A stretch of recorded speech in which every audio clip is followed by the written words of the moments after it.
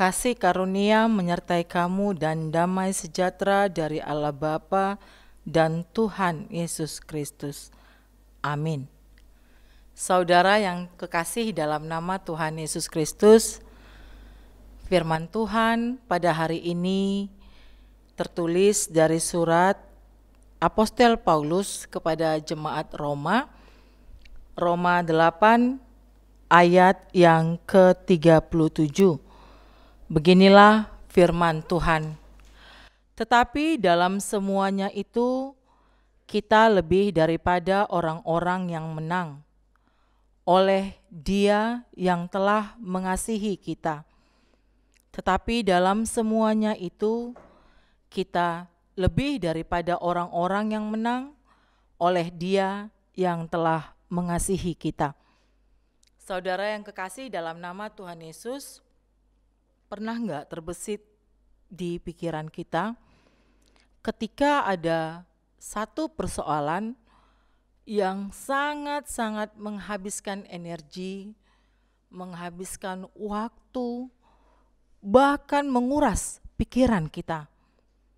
Lalu di satu titik kita sadar,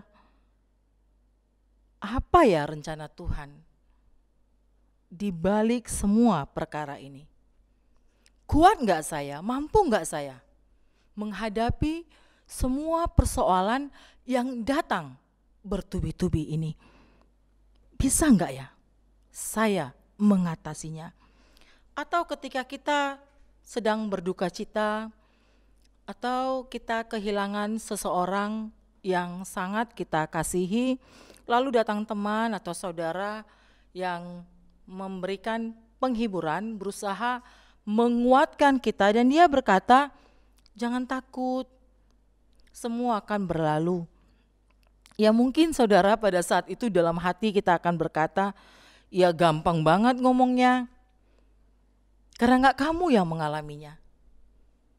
Coba kalau kamu yang mengalaminya. Ngomong itu gampang, tapi apa bisa melewati semuanya itu? Apa mampu melalui segala pergumulan-pergumulan yang terjadi, apalagi karena perpisahan? Dan memang saudara, banyak cara Tuhan memberitahukan kita bahwa sebenarnya tidak ada alasan kita untuk takut menghadapi segala tantangan, segala perkara yang terjadi dalam kehidupan kita. Nah, saudara, sebenarnya ketika terjadi suatu persoalan, terjadi suatu problem kehidupan, maka sebenarnya saudara, saat itu juga sudah ada jaminan kemenangan yang sudah disiapkan oleh Tuhan untuk kita. Sudah ada jaminan kemenangan. Dan peperangan kita itu bukanlah melawan darah dan daging, tetapi kita saat ini melawan roh-roh jahat di udara. Roh-roh jahat. Kalau kita mau melihat apa yang terjadi di tengah-tengah kehidupan jemaat Roma, mereka itu dianggap sebagai orang yang lemah. Mereka itu orang yang kalah, gak ada apa-apanya, gak ada hartanya, gak ada kuasanya, gak ada jabatannya. Mereka itu gak dianggap sama sekali. Bahkan ada yang harus mati karena mempertahankan imannya, mempertahankan kebenaran apa yang disampaikan oleh Tuhan Yesus Kristus. Mereka itu sama sekali tidak dianggap saudara. Bahkan mereka itu disamakan seperti budak yang benar-benar tidak punya daya. Mereka adalah orang-orang yang kalah. Jemaat Roma adalah orang-orang yang kalah. Dan penguasa-penguasa Romawi itu adalah orang-orang yang menang. Tetapi di mata Tuhan saudara, mereka itu lebih daripada orang-orang yang menang. Itu tadi yang disampaikan di ayat 37. Tetapi di dalam semuanya itu kita lebih daripada orang-orang yang menang. Paulus datang dan mengatakan walaupun orang dunia memandang bahwa pemerintahan Romawi adalah pihak yang menang dan jemaat Roma adalah pihak yang kalah, tetapi di mata Tuhan mereka lebih daripada orang-orang yang menang. Dan itu saudara bukan karena kekuatan diri mereka sendiri, tetapi Roh Kudus berkarya dalam diri mereka. Kenapa? Karena mereka mau tunduk. Mereka mau taat kepada pengajaran-pengajaran firman Tuhan. Mereka mau, saudara. Jadi kalau ada orang yang sirik, orang yang cemburu hati, orang yang iri hati, nggak usah pusing dengan orang-orang atau manusia-manusia yang nggak jelas benci sama kita, yang ngata-ngatain kita, ya sudah santai aja, jalani aja kehidupan. Mau marah, nggak usah capek saudara marah-marah, nggak usah kita ngeladenin manusia yang nggak penting, yang nggak jelas. Toh juga kita nggak minta makan dari orang-orang yang sirik sama kita. Tapi ingat, tetap lakukan yang terbaik. Tetap lakukan yang baik. Lakukan kebaikan. Jadi firman Tuhan itu mengatakan bahwa orang yang sabar, dia itu melebihi seorang pahlawan.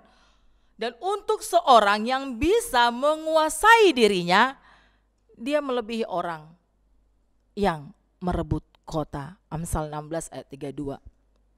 Ketika kita mampu menahan diri, menahan emosi, di situ saudara, kita sudah memutuskan untuk tetap sabar. Sabar itu adalah bagian daripada buah-buah roh yang tertulis dalam Galatia 5 ayat 22 sampai 23. Dan itulah yang menjadikan kita lebih dari seorang pemenang.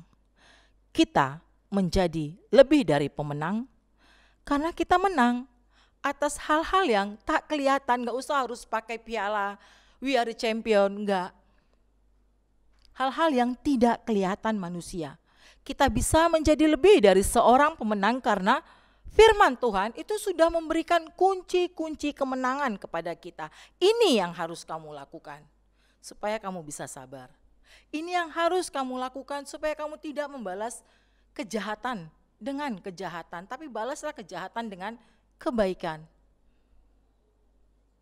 Saudara yang terkasih, jangan sampai ada seorang pun dari kita yang menjauhkan dirinya dari persekutuannya, dari peribadahannya. Tetaplah hidup bersama firman Tuhan. Maka kita akan tetap hidup dalam kasih Allah yang ada di dalam Kristus Yesus. Karena itu tidak boleh ada satupun yang memisahkan kita dari kasih Allah. Karena hidup di luar Allah berarti saudara kebinasaan kekal. Hidup di luar Allah berarti kebinasaan kekal. Karena apa? Iblis itu selalu keliling mencari-cari temannya, mencari orang-orang yang bisa dia telan, mencari mangsa untuk ditelannya. Dengan segala daya upaya, iblis itu akan berusaha menjauhkan kita dari kasih Allah. Bersama dengan Tuhan, saudara, maka kita akan menjadi pemenang. Tidak ada yang dapat mengalahkan kita, asalkan kita ada di pihak Tuhan. Tidak ada yang mampu mengalahkan kita. Tuhan pun berjanji untuk tidak akan pernah meninggalkan kita. Matius 28 ayat 20b, dan ketahuilah aku menyertai kamu senantiasa sampai kepada akhir zaman. Mari saudara kita isi pikiran kita dengan firman Tuhan yang senantiasa mengingatkan kita akan janji Tuhan yang pasti. Janji Tuhan itu ya dan pasti. Mari itu terus kita imani. Ulangan 31 ayat 8, sebab Tuhan, Dia sendiri akan berjalan di depanmu, Dia sendiri akan menyertai engkau, Dia tidak akan membiarkan engkau dan tidak akan meninggalkan engkau. Janganlah takut dan janganlah patah hati. Mari kita ubah pola pikir yang mengatakan, aku nggak bisa, aku nggak mampu, orang lain itu payah, mereka itu hidupnya suka-suka. Ayo lihat dulu diri kita. Jangan salahkan orang lain. Jangan cari kambing hitam. Tapi lihat dulu diri kita. Saya mau jadi pemenang. Saya orang yang sudah dimenangkan Tuhan. Makanya mari berpikirlah seperti seorang pemenang. Maka saudara akan dimampukan mengasah potensi-potensi yang sudah ada dalam diri saudara. Saudara gali, apa ya yang Tuhan mau dari saya? Apa yang Tuhan inginkan dari saya? Apa yang sudah diberikan Tuhan kepada saya? Itu yang harus kita gali. Dan pergunakan itu secara maksimal. Dan mari itu kita pakai untuk kemuliaan bagi nama Tuhan. Bersama dengan Tuhan saudara, maka kita akan menjadi pemenang. Bersama dengan Tuhan, kita akan menjadi pemenang. Tidak ada yang dapat mengalahkan kita, asalkan kita selalu di pihak Tuhan. Amin. Kita bersatu dalam doa. Tuhan yang Maha Pengasih, kami datang ke hadapan-Mu, mengucap syukur atas segala kebaikan-Mu yang senantiasa memelihara kehidupan kami, memberikan kami kesehatan, kami boleh dengar-dengaran firman Tuhan, dan boleh melaksanakan aktivitas kami dalam satu hari ini. Tuhan, biarlah firman-Mu yang baru saja kami dengarkan, mengingatkan kami bahwa Engkau telah memberikan kami keselamatan. Ajari kami Tuhan, agar kami mampu menerimanya, dan kami mampu untuk melihat diri kami, melihat apa yang harus kami pakai, kami gali dari semua yang Tuhan sudah berikan kepada kami. Biarlah Tuhan, kami tetap meyakini bahwa Engkau adalah Allah yang begitu luar biasa, yang punya kuasa mengalahkan segala roh-roh jahat.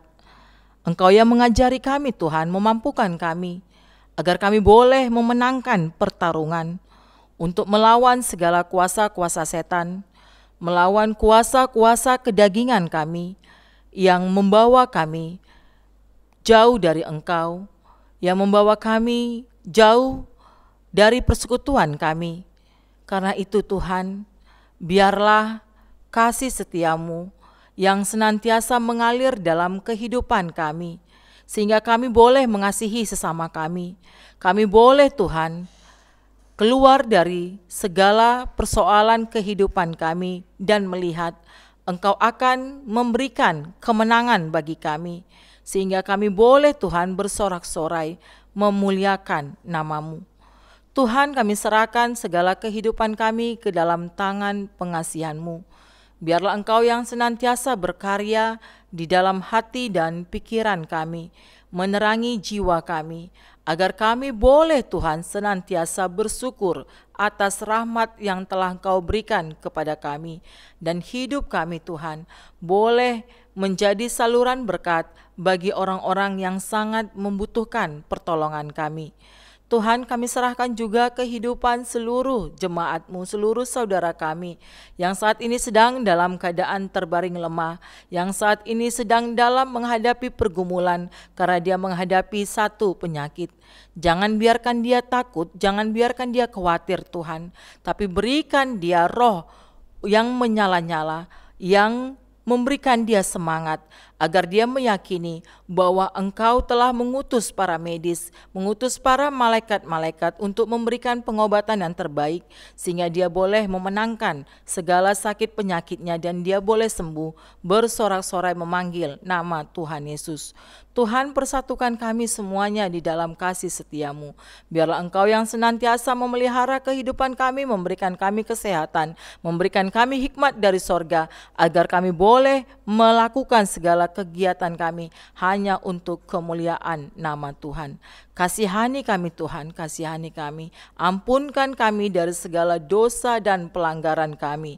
Di dalam nama-Mu kami berdoa dan bersyukur. Amin. Anugerah Tuhan kita Yesus Kristus dan kasih setia Allah Bapa dan persekutuan Roh Kudus kiranya memelihara kamu sekalian. Amin.